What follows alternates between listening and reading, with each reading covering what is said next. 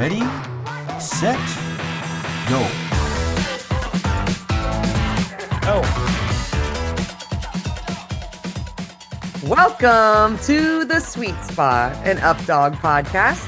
I'm Andrea Morissette. And I am Jack Bailey, and we are your hosts today. Who's this guy? I don't know. I like his hat, though. I think he might actually be kind of an important guy. This right here is one of the most legendary UpDog players ever. And so today we are going to talk about our very first team story about Steve and Jackson, one of our most famous teams. So let's give it up for Steve and Jackson today for our episode. Woo-hoo! Thank you, guys. One of my biggest takeaways about Steven Jackson was at UpDiff for the first 3 or 4 years at the awards ceremony. They won so often that every time that we had to say their name, everybody yelled drink and had to take a shot.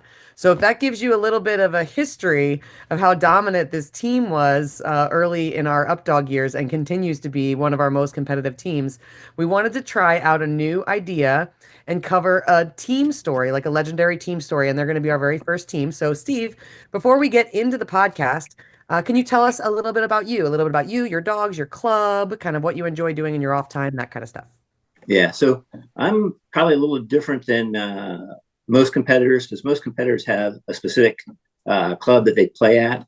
And I was going back through the records, and within a 3-hour radius, roughly, over Jackson's career, he's probably played with 20 different host clubs within that 3-hour bubble. So we played for a ton of clubs, and we like to support them all, but I can't say, oh, there's one club that we play with all the time.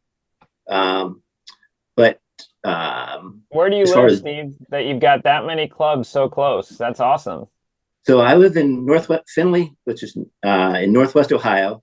So there's a lot of Ohio clubs, Michigan clubs, and Indiana clubs that are a reasonable distance. And then going back through the history, one of the things that was interesting is that of my first 6 events, 3 of them were in 2 different clubs in Michigan. Uh-huh. One was an Ohio club, one was Chili Dog, and the other event was the first UpDiff. Wow. So within the first 5 months of competing, there's all this, yeah. So with 4 different states, it was just natural that I was always traveling to different places, and there wasn't a specific club that was just like close by and that's where I'm gonna go all the time. So I think a lot of competitors do have a specific club that is convenient to them, and so it's just a little different from my situation. Yeah, and you have other dogs other than Jackson, yeah? And then, so we've got Jackson's been playing the longest. He'll be 11 next month. Wow. And then Legacy will be 9 later this year. And one of your favorites, Hoopla, will be 8 later this year. Man, time flies, doesn't it? I know. I can't believe Hoopla is 8. Hoopla just looks young all the time. She's just got Everyone that thinks she's a puppy. Youthful puppy face, yeah. Yep. So, Steve, was Jackson your first dog? I will say he's my first sport dog. Okay. So I've had dogs for going back to 89. So for a long time, but he's the first one that's been in competition events. I had 25 years ago, I had an Aussie before Jackson that I wanted to get into agility, and we went to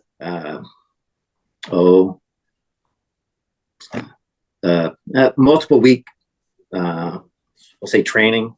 I'm not sure, I'm not using the right terminology, but she probably could have been very good, but she wanted to jump up and nip my shoulder during the rounds, and it's like, this is not going to work. And then we never went back to it. So Jackson's really the first one that we've done any competition with. And I think one thing I think that's different too with Jackson than a lot of disc people. Well, there's a lot of people that get in the disc and start out when they're young. And not to say Jackson wasn't young, but he was almost 20 months old before I did anything disc related with him. Cindy, my wife, she did a lot of training early on. I was hoping that he'd be an agility dog. And so I did some lessons with him, and Cindy did a lot of foundation type things where she was working to earn trick dog titles. She played, learned how to do tri-ball with him, just look at online things. So she did a lot of things with him. And in fact, his very first Frisbee was one of those Dollar Tree Frisbees. That's got like a football and it's got like a rope on the outside. I don't know if you've seen those before. Yeah. But it was with the rope. But it was perfect for what she needed for learning the different tricks. So I wanted to do agility with him, and she's at the same point as doing other things that improve his ability to do different things. But when he was really young, he was the most sociable, exposed to all kinds of things. He was extremely friendly, but at about roughly a year, not sure exactly what happened, but he became reactive. And then at that point, we knew that we couldn't go to agility competitions with him, because for us, if we were to go to an agility competition, think of any indoor event where you've got a field and then everywhere you've got people created one on top of another one. So if you've got a reactive dog, it's a recipe for failure. Not fun, right? It's Yeah. stressful. Yeah, and it can be stressful. Yeah. Yeah. So we didn't. I went to an event to just kind of check it out, but we never really early on competed with him in that respect. So Cindy was the one that found Scott Jones was hosting an event up in Michigan. She goes, they've got agility equipment and Frisbee. And at that time, oh yeah, right. Well, okay, we'll try it out. And she looked up how you play for agility, and so it's like, okay, I can try to figure out how to simulate that, and we'll try it. And I had a goal at that time of, I think it would be realistic to get 5 loops and catches. And it took me a while to, it was like maybe a week before his event, so I had that week to kind of play with him a little bit. And amazingly, that first competition, he had a 135. So he had the 5 catches plus the sweet spot. So it's like, oh, this is real cool. I bet that was cool. So it was very cool. They get a fragility freak their first time out. Yeah. Yeah. And then it's like, okay, well, they're playing some other games. And really the intent was, we'll try for agility. And they were playing some other games. So we'll try the other games. And Scott was very helpful. It was a great event. And that was really the start. I love to hear, Steve, that, because I know you do it now, but I love to hear before you ever went to your event, you were like in the yard trying to figure it out, tinkering with things and being ready for the event like that. That's awesome. Yeah. And that was the stage of Jackson's and my career of wrestling with the disc between exchange, and not the pattern in the drops. So the world is so different as you progress. Yeah. And I was really blessed with the opportunity of, the first few events up in Michigan were smaller events, but within, my very first event is November, but my, fourth event within a month is Chili Dog at Purina Farms.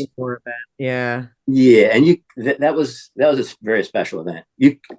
And the competitors there, well, even forget the competitors for a second. Just everything was very welcoming. It was, just a great community of people. Plus, there was some, perspective from like some people won't recognize his name, but like Nate Bednar was there, and he's also from Ohio, and he provided the perspective of disc history, Alex Stein and all that. So I didn't necessarily learn from him from competing, but I learned, appreciation of the sport. That's a name we haven't heard in a long time. Nate, if you're listening to this podcast, but you probably not, but somebody maybe that knows you is listening. Nate, we need you back. Yeah, they were in Hawaii on vacation too. They got into whippets, and then they disappeared. So I don't know. You gotta get their whippets playing UpDog. Well, they got into auto racing and going to auto racing too. I know. Yeah. So I have actually. There was one I wanted to ask you about, Steve, because it's an inside thing that I already know, but I think it's really fun. When you first started, because you originally started playing with Jackson, it was agility stuff. He didn't have a lot of toy drive when he was young, right? You told me this story once of how Cindy got him to learn how to catch. Well, yeah. What else? Yeah, that's a good story. And I wanted you to tell me that story because that stuck with me. Yeah, because when he was young, we'd throw him a ball or something, and it's like, wow, he's just not coordinated. He's not going to get it because our prior Aussie, she's like a natural. So one of the things that my sister told Cindy was use popcorn, throw popcorn because it's up in the air longer and it's treat related. And that was one of the things that kind of helped his catchability because he went from, oh, is he going to catch to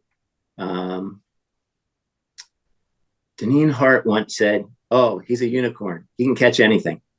Catch anything. Yeah. So he goes from, early on infancy. He can catch anything. Yeah. I don't know what he can catch. Oh, he can catch anything. So popcorn. Yeah. All right, that's the secret. Kat, did you hear that? Maybe I'll try that with Wham. I'm having trouble with Wham with distance accuracy. She's great up close. I don't know if I can throw popcorn like 40 yards though. 40 yards. No, the popcorn training comes first, Jack. Yeah. Yeah. Another interesting thing about Jackson that you wouldn't know now is because he's totally focused, but when we first started playing, he was a mama's boy. So he would be distracted by her standing on the sidelines. Now he doesn't care. He's like, oh, nope, Dad's playing. I'm totally focused now. Knows where his cookies are coming from. Yeah. The disc cookies. Yeah. So I was going to go back to Chili Dog for just a second, only because at that event, Sarah Brewski was there, and in terms of learning fragility and learning the pattern and the drops, and it's the opportunity to compete, going out and learning from other people. And Sarah was there, so I learned that. Troy Moore was there, so I certainly picked up on four-way play, Z pattern, and double tapping in the corners. So I've been fortunate by not going just only to one club, being able to see how people from all over play and picking up things. Yeah, that's a great thing to put out there for people to know, Steve. Like absolutely. You go to an event and you see other players. UpDiff is coming up. UpDiff's a great place because you've got high level players from around the country coming together. And so if you're listening to this, you know, bring your little notebook, or, you know, or take some video with your phone. There's going to be lots of cool strategies and things. And everybody's usually so helpful too, to help anybody that's a newbie or an intermediate player get better. Excellent, excellent point, Steve. Yeah, and I think most everyone I've encountered in this community is very helpful, and sometimes they come across as unapproachable. And I think a lot of people, if you talk to them just before their round or close to a round, they're going to be focused on something else. They're not ignoring you in the sense that they don't respect you. They're focused on something else. Yeah, definitely. Well, so Steve, just clarify for us, because you kind of danced around it a little bit. But like, at what point was there a point, like maybe during a competition or something, where you were like, "Oh my gosh, like Jackson is like, there's good dogs, but Jackson is like amazing." Like, at what point were you just like, "Oh my gosh, this dog's gonna take me lots of places with this game"? I think one of the earliest appreciations to the team was actually Dre at the first chili dog. She's judging our fragility round. Yeah. And she's like, "Wait, where did this team come from?" Who are they? It's like they're doing awesome, but I've never seen them before. Yeah. And as an Aussie, it automatically, of course, has my attention. What's that? He's an Aussie. Oh, so he automatically has my attention because, you know, I love my Aussies. So did you like, if you had to pick, because he's 11 now, and you've had some pretty spectacular moments in your career. Yep. If you had to pick like 2 or 3 standout moments that for you were the absolute bright spots of memories of you playing UpDog with Jackson, what would the first 2 things that come to your mind be, your 2 best experiences that stand out for you? I think 2 of them are moments where there was, I'm going to use 3. 2 are going to be new. One would be just the very first time doing fragility and being successful at it. And then at one of the UpDiffs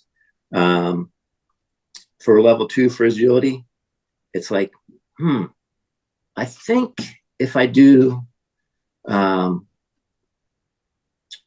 for one of my loops, I do a short loop rather than a 20-yard throw, I can get 1 extra round in. And it's like, okay, I need to make sure that in the heat of competition, I tell Jackson, short, so he's prepared for it, do a short catch. He catches it just past the 10, brings it back, and we get that extra loop in. And having everything go perfect, that was, you know, just everything happening the way it should. And the other one that stands out right now is in Spaced Out.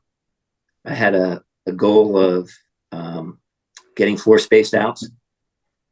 And the very first time that we accomplished that, it's like, whew. Yeah. That was just because you don't necessarily have to be, you have to have 8 perfect catches, 8 drops where they need to be, collect all 8 discs, come back and do it all over again, all 8 within that short period of time, and just be perfect one after another. So that was just kind of, it wasn't flashy because I can't remember. What zone was that from, Steve? What's that? What zone were you throwing from? 4. Yeah. And that was in Lutz, Florida, that very first time. Okay. And I can't remember whether it was Kat or someone said, that looked that looked really easy. It's like, what's so special about that? It's so, sometimes it's not necessarily how much flair there is in the activity. It's being able to do something many times and just get each moment perfect. So I'm sure there's lots of other ones, but at right now, those are the ones that pop to mind. Those are good memories. So, first of all, Steve, I can relate to what you're saying, especially with spaced out, because my best rounds are not when I'm running around like a crazy man. They are, like you said, just everything's got to be a catch. You got to be super accurate and efficient, and just not necessarily speed is not necessarily your friend in that game. I mean, it can be, but making sure you're really methodical about getting those catches. And I could see why, to like an observer, why it might look very calm and very like, okay, that just happened. It didn't seem super rushed or high energy or anything like that. It was just very accurate and very efficient.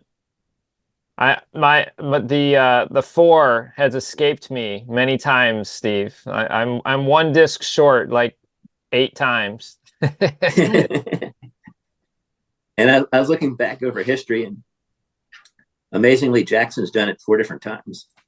That's awesome. Wow. Well, that's a testament to y'all's team, and so I want to go back to that. Also, like talking about like how well he's done it for his agility. I think everybody knows how well he's done at 4-way play, because he just really sets himself pretty far apart from the competition in 4-way play. But tell us about, you don't have to tell us any secrets, but tell us about your training regimen. Like what do you do to practice with Jackson to get him ready for the games, ready for competition? I think a couple of things that stand out from me from just looking back at history is this doesn't make a big difference, but I think it's kind of neat to, when you go out to the game, and I don't know that I do it as much as I used to. I'd say, okay, get ready. We're going to play 4-way or whatever it is. And one of the things, I'm taking a tangent here, that someone once said that Jackson playing the games, Jackson knows the games better than most competitors know the games. Yeah, he runs the pattern. I've said that to you before on 4-way play. Like, he knows the pattern. He's running it. You could just turn around and do something else, and he's still gonna run that pattern. Yeah, and so one of the things I do is I don't have a big enough yard that I can do like a full field, but I can do a full field for the smaller games or the 3x3 grid, and I can shrink the field to make it fit any other game. So instead of it being 50 yards long, well, maybe it's 35 yards long and everything's shrunk down. But what I like to do is just throw some cones down and simulate a game. Early on, I would, not every time, but a lot of times I would play, have the timer playing. Yeah. But I've played it enough and they're used to it enough that I don't need to. So I'll rotate through the 3 dogs, but I'll take them out and I'll simulate a round. And so I won't necessarily have the timer, but say I'm playing 4-way, I'll go, okay, I'm going to play and we're going to go just 4 quads or 4.5 or whatever. And it's like, okay, I know that's how long the game lasts. And I'll only take them out for maybe 1 or 2 games where I'll play the game and we'll pause, and then maybe I'll play another game back to back. But when I play it just like the game. So they get used to what to expect in the game. And then sometimes I'll choose to, ignore a miss in a corner, and I'll let them pick it up because I want them to be used to the pattern of where they're going from point to point, and ignore that it was a miss, just because I want them to know, oh, I go here, here, here, and here. And sometimes I'll go, okay, no, I need to worry about, well, if I do miss, how am I going to recover? But I want them to understand, if it's a perfect round, where do I need to be? How does it work? And I think one of the things Jason once said to me, go slow to go fast. If you don't make a mistake, you keep moving. If you make a mistake because you're rushing, it slows everything down. That's an old Whether it's NASCAR repeating quote. it or trying to track down disc or whatever the case may be. Well, I think I remember you telling me one time, Steve. I mean, tell me if I'm wrong. I don't want to put words in your mouth, but I remember you saying something along the lines of like, I don't need a plan B because I'm going to make sure my plan A works, or something to that effect. You were like, I'm going to make sure my plan A, I'm going to execute that, so I don't need to worry about a plan B. Is that something like I what you probably said? said something like that because I remember someone, I think maybe it was an agility instructor, but says if you're focusing on your plan B, you're planning to fail. Yep. You know, you want to plan for success. So I tend to, when I train with them, if I'm working specifically on the game itself, I keep it short and try to simulate the game as much as possible. Sometimes I might tweak things a little bit. For example, sometimes if I'm doing for agility,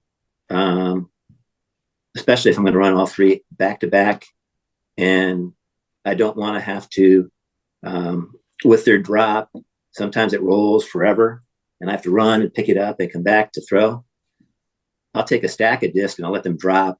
And when they go back, I won't retrieve it. I'll just throw the next one so that I don't have to run around. So I sometimes tweak the games a little bit in that way.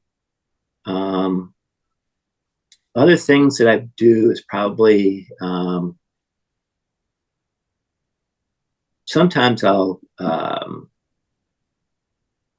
because, the games are related to how quickly you can accomplish something,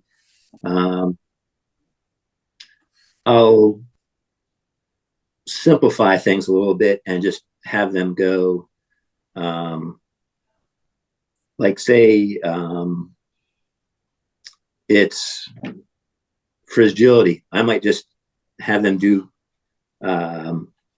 the 3 jumps, do 3 jumps, go around and do 3 jumps, and just forget the frisbee. Just do it repetitive so that they get used to it.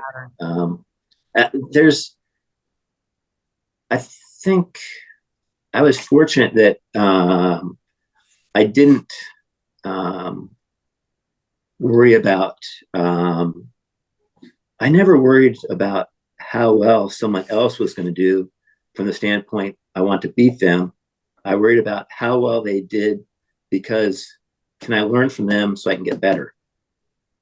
And so, having gone to some events and seeing, oh, how does Troy do it? How does Jeff Sheets do it? Or Sarah Brewski? You can see it, but then you can also look at the UpDog history and, what are the scores that people are getting? But getting back to training too, I think instead of working on strictly jump, sometimes you end up with knock bars, and to take the pressure away. Early on, I did hoops instead of jumps, just because they can go through them as fast as they want, and you don't have to worry about whether they're knocking bars or not. And you can worry about, you can focus on direction movement and not necessarily the jump. So if you're focusing just on fast movement and direction, you can do that. Or another game that's you're all set for the hoops then. Yeah, The new hoops this year, right? Yeah. I guess one other non-UpDog game, but that has good reinforcement is just the back and forth of Skyhound's Bullseye.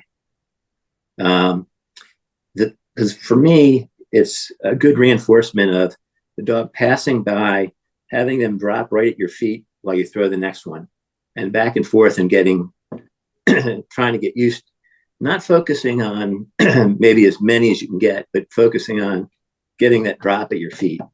Yeah, we don't talk about other organizations on here, Steve. I'm gonna have to edit that out. Okay. I'm kidding. Well, in regards to your four-way play strategy, you said that you had seen Troy play at Chili Dog. Is that where you got that strategy from? And do you guys still have the high score in four-way play? Or did you get we still have the high score right now in four-way play for level 1, but not for level 2. and what's your score in level 1? Your high score? I'm gonna say I'm gonna qualify this as my best outdoor score is 58. It's a pretty good score. Wow. So you did get the Z pattern strategy from Troy, and like, were there any other like players that you saw that contributed to a change in that, or you just kind of saw Troy doing it at Chili Dog and then went home and noticed that was the fastest, most efficient pattern for you guys? It's because I don't know that I saw all Troy's rounds enough to pick it up, but I did talk to him, and he explained his the pattern, the Z pattern, the double tap.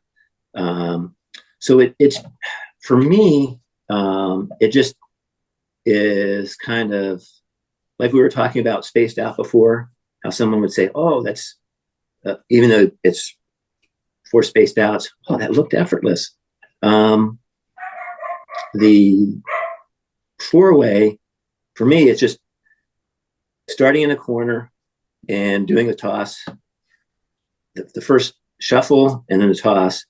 And really, my pattern is just walking from corner to corner, and the dog's following the Z, and just in an ideal situation, dropping at your feet, you pick it up, walk over to the other corner, and it's just, it's very relaxing to me. It's just relaxing. It's like, oh.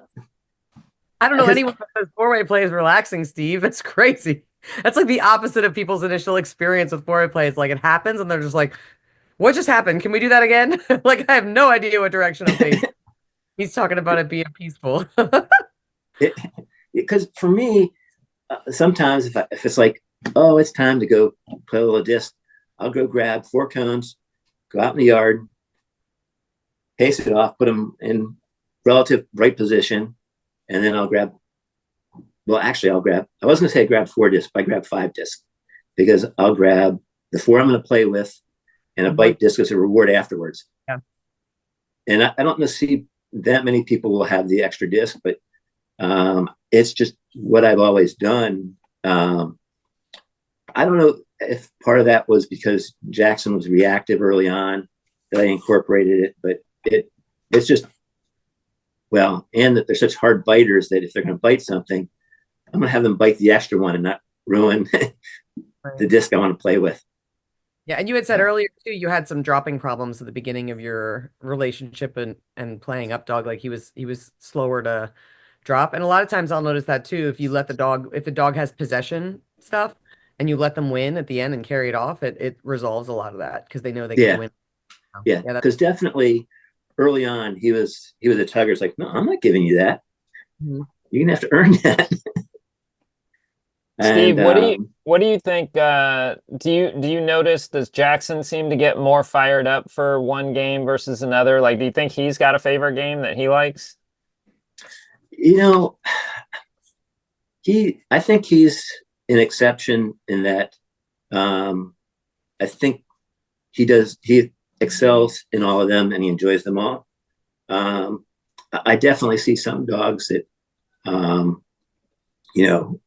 are far out dogs or toss and fetch dogs or just agility dogs. But I think he, here's one thing I went to put things in perspective for me. I went back through the UpDog history. You look at any of the specific games, and I have a note here. So, with the exception of Far Out, Fireball, because he's never played it, Freestyle level 1 and level 2, and Throw and Go level 2. So if you exclude those, every other game, he's had the UpDog record at some point. Wow. So and that's why we're talking about this team right here, Steve and Jackson. That's why they are our very first team highlight. I mean, what you guys have done has been amazing. I mean, it really has. And like Dre said earlier, I mean, when I think the first time that I saw you guys was at UpDiff, the very first UpDiff, if I'm not mistaken. I call him a chili dog. Yep, you got it. And I very much was like, where did this team come from? All of a sudden, just gangbusters onto the scene, and you guys, just like Dre said, at how many awards banquets, you just, how many times did Jason say drink? How many times did you get pelted with chickens because you were on the podium? I mean, it's so aggressive. We're trying to encourage people to play UpDog. You're good at this, and we throw chickens at you. It's fun.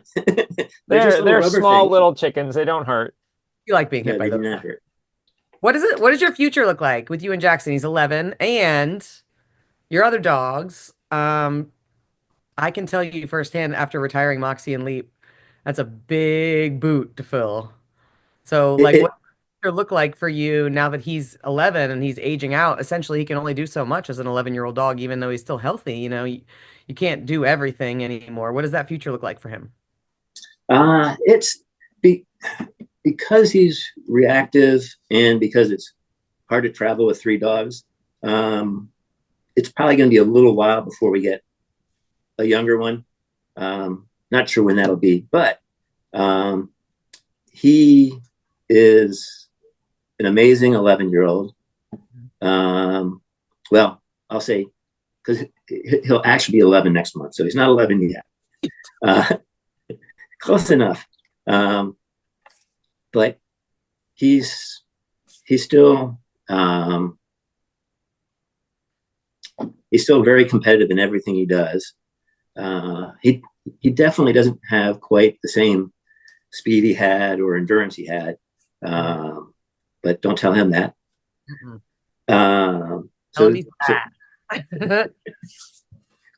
Because he thinks he can still do whatever.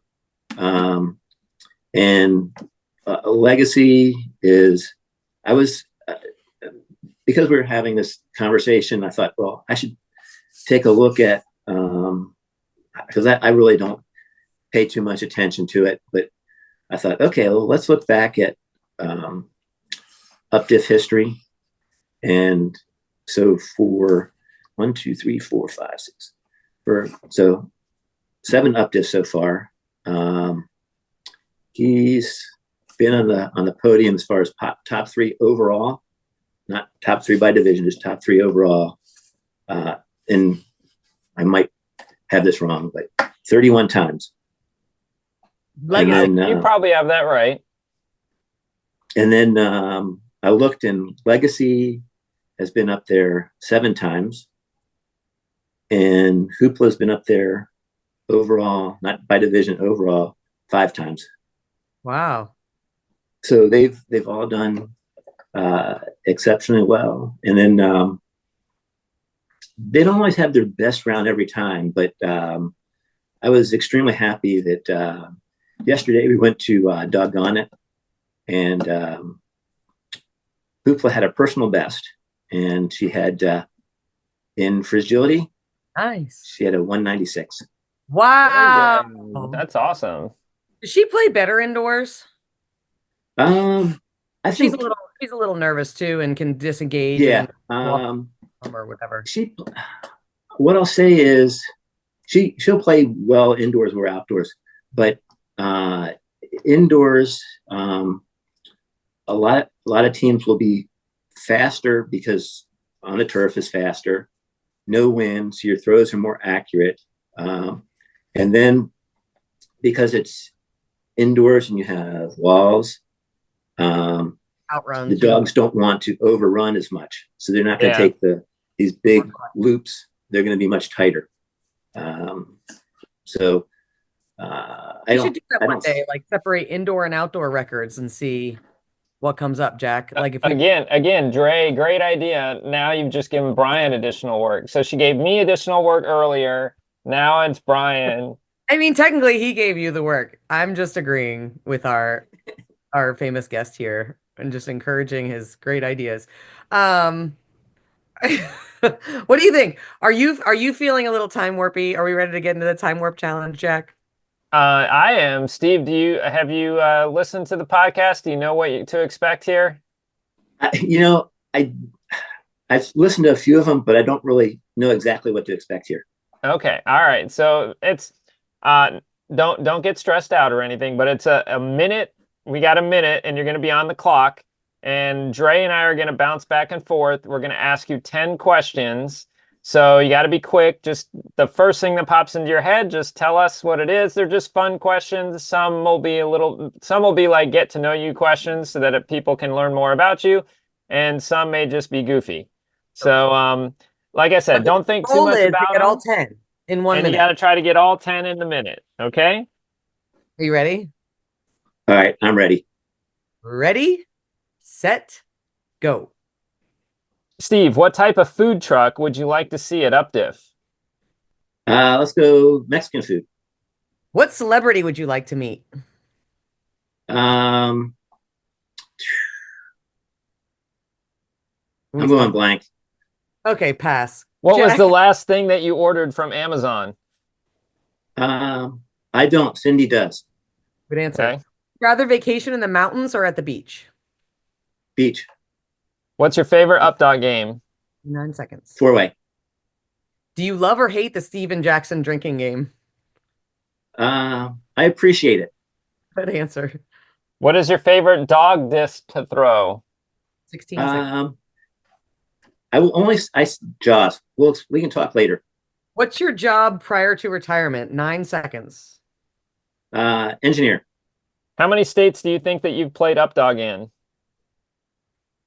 19. What's your time? So close. What's your favorite road trip snack? Trip snack. Going blank. You're only allowed 1 pass per round, buddy, and we got all day, so you got to come up with a snack. All right, gummies. That's a good answer. Very nice. Well, good job. You almost finished our time warp challenge. You got 9 out of 10 today, Steve. Excellent job. But I know you'll be out drilling in your backyard to make sure you get 10 out of 10 with 5 seconds left next time. Next time. Exactly. Thank you, Jack, for, as usual, being my awesome co-host on this podcast. And thank you, Steve, for taking time out of your awesome retirement and traveling all over with your dogs to be on our podcast today. We're very grateful for everything that you've contributed to UpDog. All that you've shared with just your excellence alone has inspired a lot of players. And we're very grateful that you've taken the time to hang out with us today. So thank you so much for that. Thank you. And Steve, I know we went back and forth multiple times to try to get this scheduled out, so I appreciate you doing that for us. And no problem. Thanks for being on the show. And Dre, of course, thanks for co-hosting with me. Hopefully we will see our listeners very soon coming up at UpDiff. And in the meantime, prior to UpDiff, hopefully you guys make it out. Hopefully the weather allows you to make it out onto an UpDog field. And in the meantime, Dre, what are we going to do? Be kind to each other. And please be kind to your animals. You guys, we will see you next time.